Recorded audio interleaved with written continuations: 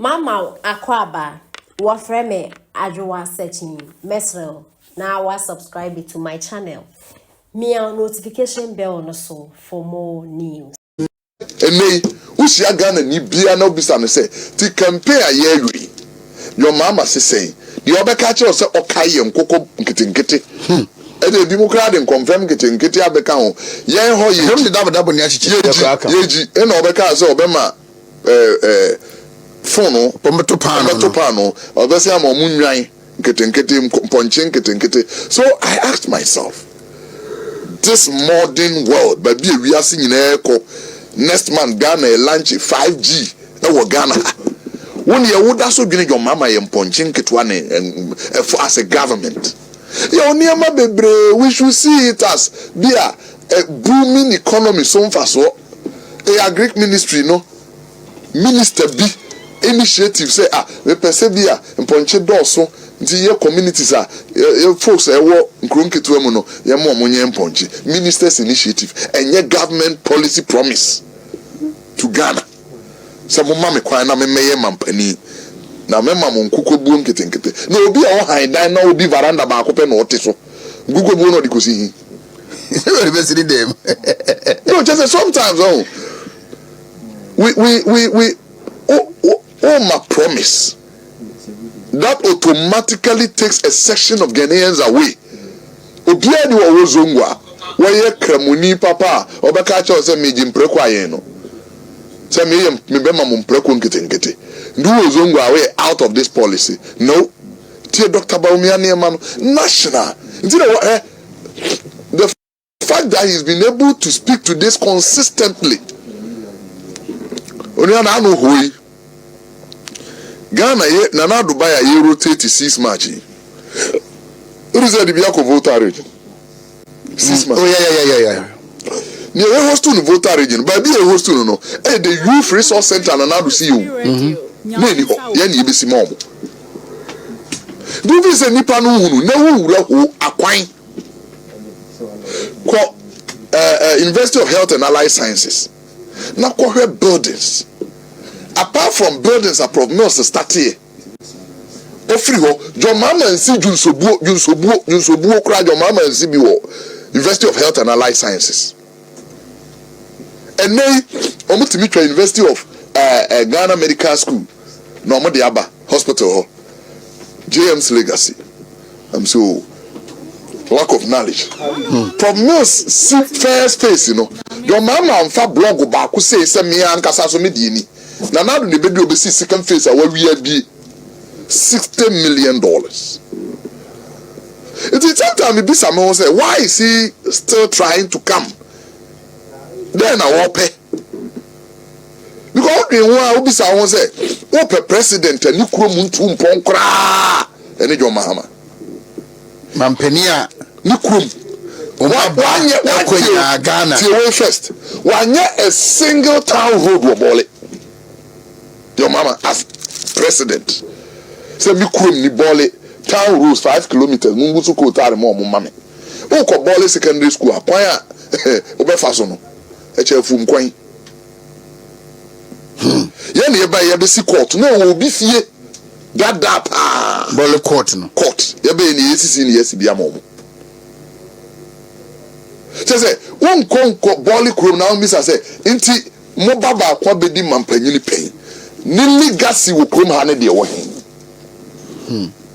na nka nei youth bisa opponent wo krom so mo pa astrote na fe na akopɛ contractor gozi astrote imam bisa say Dr. Mary no be team mosque man wa ko donate 100,000 no da order da me na unim say mosque na say nti meaning why motivates people unim ye wo bi ho a odijo mama chi because kwa bia so akoye president amenya ba bi ahye no as individual ni ode be boa Ghana o na mbo no so ni position bi obenya adi kana no wodwene but obia se be odo Ghana no we so oman no kankro oman no mpuntuo nti na wokoto abade will not leave Dr. Mahmoud Baumia for Dr. Mama no now a president call Damango you know so when your pictures no be aware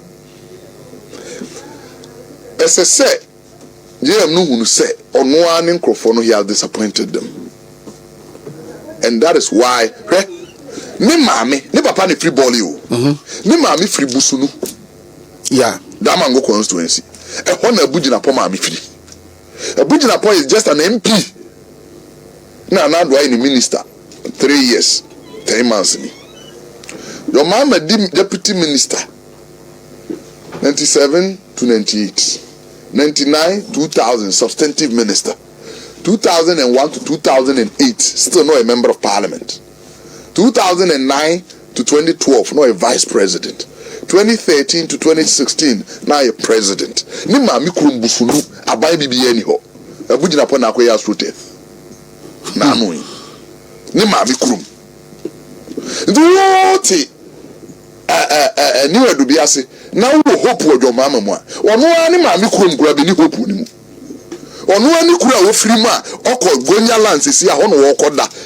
o free president so ansa na concert for sinifie o de ma contract o musima o di president abisi nne so o di president na oni fie o di MP nyina oni fie o free so ba unum Dr. Baumia as vice president tamale okwa na hotel yeah minim Dr. Baumia fie o oh yes minim Dr. Baumia fie o wale yeah ni kurom o free say mi kurom ni no uduru ho woni fie a Dr. Baumia aba me hwehwe na me koni fie akohwe no se Baumia aba tamale a obi anim ni fie se wo kohwe yeah na was in such a way say wa be ko bia no at least we nya ba bia tana kama eni abre say osumfo